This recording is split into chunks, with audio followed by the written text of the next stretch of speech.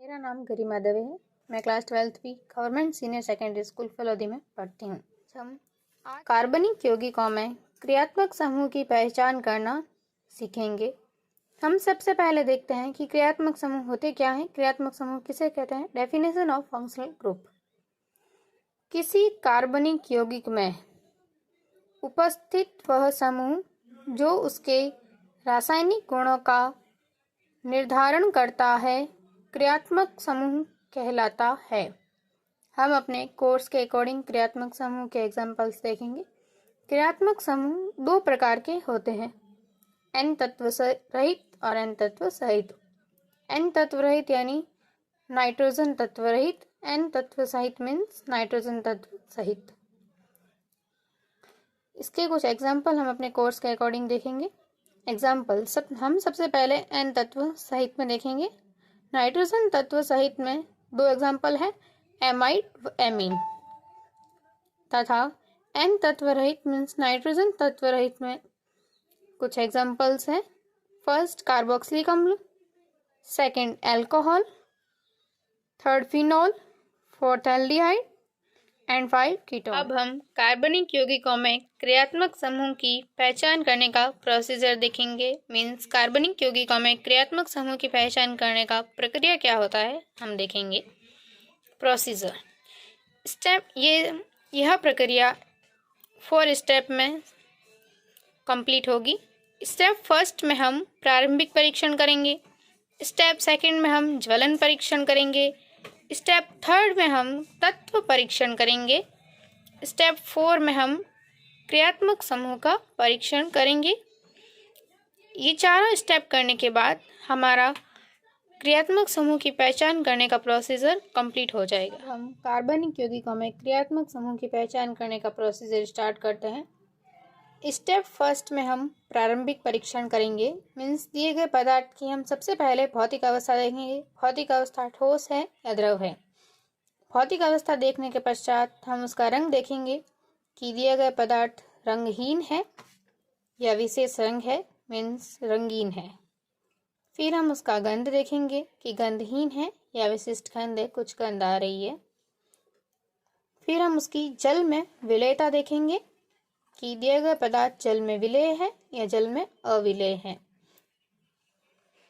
जल में विलेय मीन्स जल में घुलनशील है, अविलेय मीन्स जल में अघुलनशील है।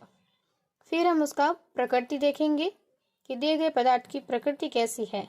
दिए गए पदार्थ अम्लीय है, क्षारीय है या उदासीन है। यह स्टेप फर्स्ट कंप्लीट करने के बाद हम स्टेप सेकंड करेंगे। उसमें हम कांच की छड़ लेंगे। फिर हम कांच की छड़ प्लस कार्बनिक पदार्थ लेंगे। फिर इनको जलाने पर दो कंडीशंस हो सकती है। पहली कंडीशन होगी कि काला धुआं उत्पन्न होगा। सेकंड है काला धुआं उत्पन्न नहीं होगा। इन दोनों कंडीशन में से कोई एक कंडीशन होगी। अगर काला धुआं उत्पन्न होता है तो दिए गए पदार्थ एरोमेटिक यौगिक है, और काला धुआं यदि उत्पन्न नहीं होता है तो दिए गए पदार्थ एलिफेटिक है। स्टेप सेकंड कंप्लीट होने के बाद हम स्टेप थर्ड करेंगे। एलिमेंट डिटेक्शन मीन्स तत्व परीक्षण करेंगे। तत्व परीक्षण करने के लिए हम लैसाने विलयन plus sodium hydroxide plus ferrous sulphate means Lassaigne विलयन प्लस NaOH प्लस FeSO4 को मिलाने पर हरा रंग उत्पन्न होता है। फिर हम उसमें फिर हम उसमें तनु H2SO4 मिलाएंगे। तनु H2SO4 पदार्थ में मिलाने पर 2 कंडीशंस हो सकती है, 2 संभावनाएं हो सकती है। पहला, विलयन का रंग नीला हो जाता है। सेकंड, विलयन का रंग नीला नहीं होता है। यदि विलयन का रंग नीला हो जाता है तो दिए गए पदार्थ में नाइट्रोजन उपस्थित है, एंड यदि विलयन का रंग नीला नहीं होता है तो दिए गए पदार्थ में नाइट्रोजन अनुपस्थित है। स्टेप 3 करने के बाद हम स्टेप 4 करेंगे। स्टेप 4 में हम क्रियात्मक समूह का परीक्षण करेंगे। क्रियात्मक समूह का परीक्षण करने के लिए हमें स्टेप 3 से पता लग जाता है कि पदार्थ में नाइट्रोजन तत्व नाइट्रोजन तत्व की उपस्थिति है या अनुपस्थित है। यदि नाइट्रोजन फर्स्ट है, यदि नाइट्रोजन तत्व उपस्थित हो तो हम दो परीक्षण करेंगे, एमाइड का परीक्षण व एमीन का परीक्षण।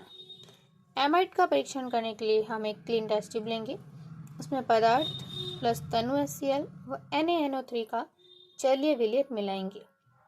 ऐसा करने पर यदि नाइट्रोजन गैस निष्कासित होती है तो हमें पता लगता है कि दिए गए पदार्थ में एमाइड उपस्थित है। यदि नाइट्रोजन गैस निष्कासित नहीं होती है तो एमाइड अनुपस्थित है। यह प्रयोग करने के पश्चात हम एमीन का परीक्षण करेंगे। इसमें हम पदार्थ प्लस जल प्लस सांद्र HCl, इसके बाद इसे हम जल में रखेंगे। तत्पश्चात हम विलयन प्लस बीनेफ्थेनॉल का क्षारीय विलयन तथा NaNO2 का जलीय विलयन मिलाएंगे। ऐसा करने पर यदि नारंगी रंग का विलयन प्राप्त होता है तो हमें आइडिया लगता है कि एमीन उपस्थित है। यदि नारंगी रंग का विलयन प्राप्त नहीं हुआ तो एमीन अनुपस्थित है। ये करने के पश्चात हम नाइट्रोजन अनुपस्थित का प्रयोग करेंगे। यदि पदार्थ में नाइट्रोजन अनुपस्थित हो तो फर्स्ट हम कार्बोक्सिलिक अम्ल का परीक्षण करेंगे। इसके लिए हम एक क्लीन टेस्ट ट्यूब लेंगे, उसमें पदार्थ प्लस जल प्लस NaSCO3 को मिलाएंगे। ऐसा करने पर यदि CO2 गैस बाहर निकलती है तो हमें पता लगता है कि दिए गए पदार्थ में कार्बोक्सिलिक अम्ल उपस्थित है, means carboxylic acid group present है। फिर हम अल्कोहल का परीक्षण करेंगे। इसके लिए हम एक क्लीन टेस्ट ट्यूब लेंगे, उसमें हम पदार्थ प्लस सेरिक अमोनियम नाइट्रेट का विलयन मिलाएंगे। तो ऐसा करने पर विलयन का रंग लाल हो जाता है, तो हमें पता लगता है कि दिए गए पदार्थ में अल्कोहल समूह उपस्थित है, मीन्स दिए गए कंपाउंड में अल्कोहल ग्रुप प्रेजेंट है। थर्ड हम फिनॉल समूह का परीक्षण करेंगे। इसके लिए हम एक clean and fresh test tube लेंगे, उसमें हम पदार्थ प्लस जल प्लस उदासीन FeCl3 का विलयन मिलाएंगे। तत्पश्चात विलयन का रंग लाल, नीला, भूरा, बैंगनी, इनमें कोई भी एक रंग हो जाता है, तो हमें पता लगता है कि दिए गए पदार्थ में फिनोल समूह उपस्थित है। फोर्थ स्टेप में हम एल्डिहाइड समूह का परीक्षण करेंगे। इसके लिए हम पदार्थ प्लस टॉलेन अभिकर्मक को मिलाएंगे। तत्पश्चात रजत दर्पण या काले रंग का विलयन हमें प्राप्त होता है, तो हमें पता लगता है कि दिए गए पदार्थ में एल्डिहाइड समूह उपस्थित है। फिफ्थ है कीटोन समूह का परीक्षण करने के लिए हम पदार्थ में सोडियम नाइट्रोक्साइड व सोडियम हाइड्रोक्साइड का विलयन मिलाने पर, मीन्स पदार्थ प्लस सोडियम नाइट्रोक्साइड प्लस NaOH मिलाने पर रक्त जैसा लाल रंग हो जाता है, मीन्स ब्लड जैसा रेड कलर हो जाता है, तो हमें पता लगता है कि दिए गए पदार्थ में कीटोन समूह उपस्थित है, दिए गए कंपाउंड में कीटोन ग्रुप प्रेजेंट है। थैंक्स।